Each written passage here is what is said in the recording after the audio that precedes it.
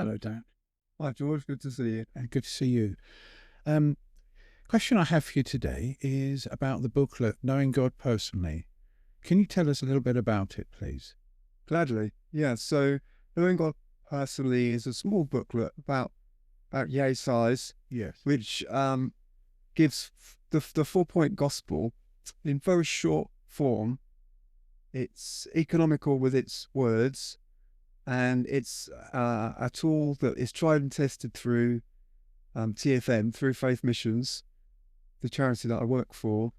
40 years of using it, I believe. So it really is tried and tested. It's a resource that you can have in your back pocket without, it's no great weight, and it can easily fit in a small pocket or handbag or something like that. And you can have it as a really useful tool to pull out if you sense that a conversation is turning evangelistic, or indeed someone wants to go a bit deeper in that. It's a really useful tool for several reasons. It's brief. It's got some great diagrams in it. Right.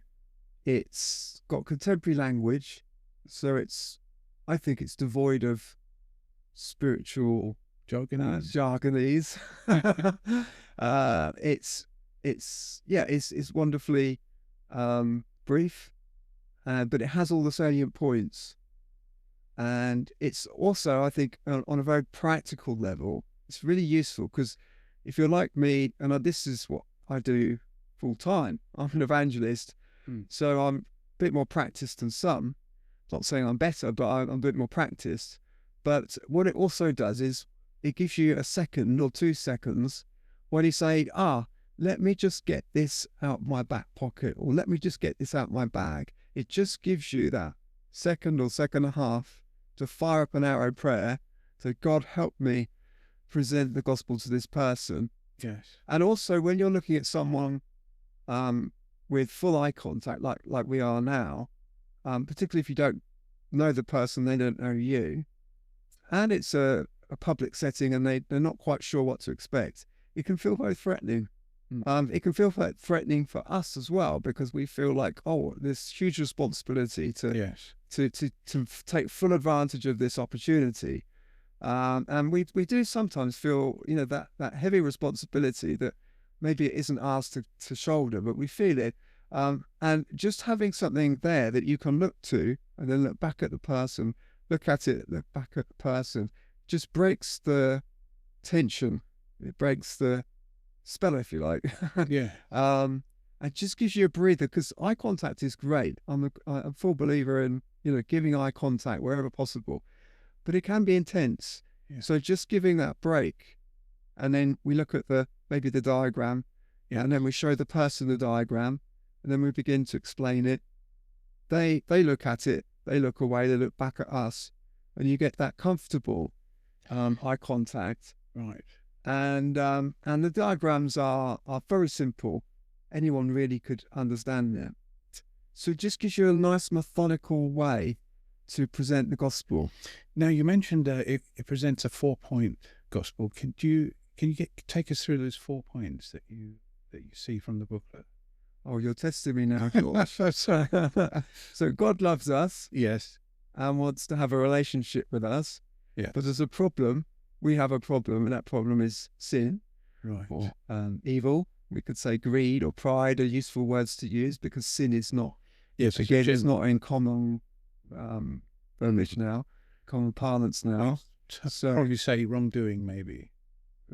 I'd say wrongdoing sounds a bit old-fashioned, but you could do, yeah. Okay. But I find greed, pride are things, selfishness are things that the actual things, things that people can actually relate to. So God loves us and God loves us and wants to have a relationship with us. There's a problem called sin, a problem called evil. Jesus came and took that burden. He came and became our sin. I forget exactly the phraseology in knowing God personally. And then finally, we have access to God through the sacrifice of Jesus, and we can indeed know God personally. Wonderful. Well, thank you for that.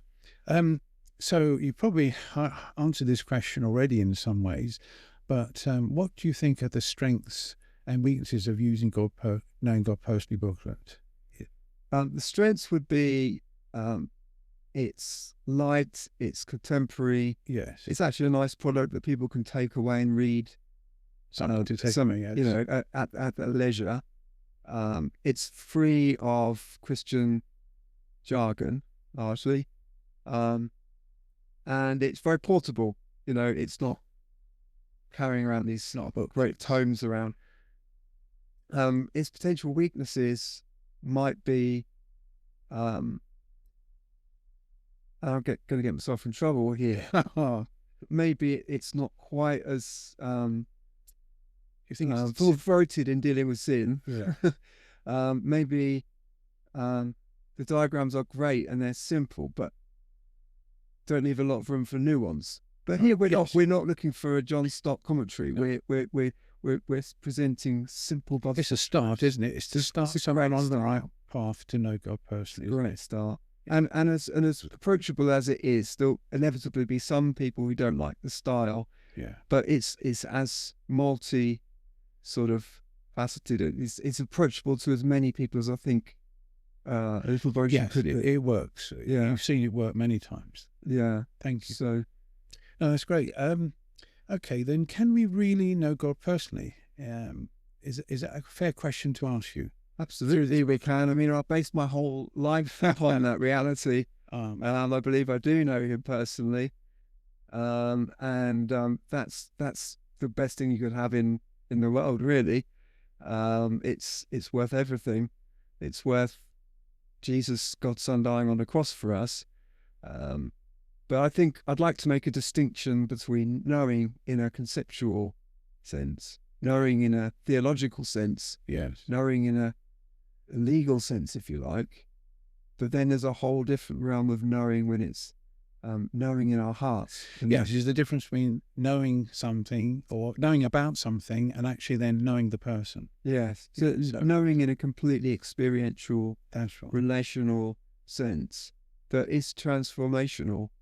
And of course, all those other forms of knowing are highly valuable, but they go to a completely different level once you have that personal relationship. And then jumping back to the booklet, you can't do everything.